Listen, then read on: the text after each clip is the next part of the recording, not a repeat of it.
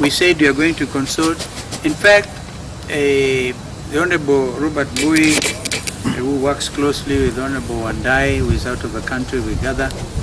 We also be consulting our members of parliament, both in the Senate and in the National Assembly, because we won't want to consult.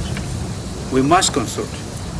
But there is life after Supreme Court. Yeah, sure.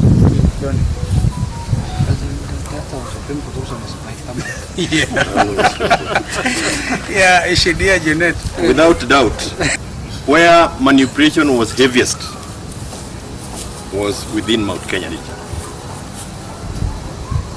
And for me, I feel vindicated.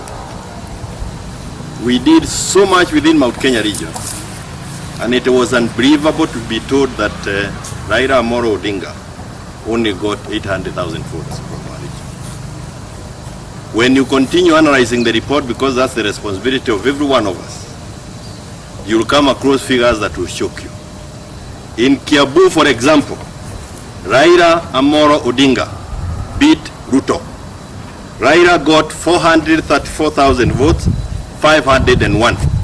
William got 371,000 votes, 377. I'll take Kirinyaga.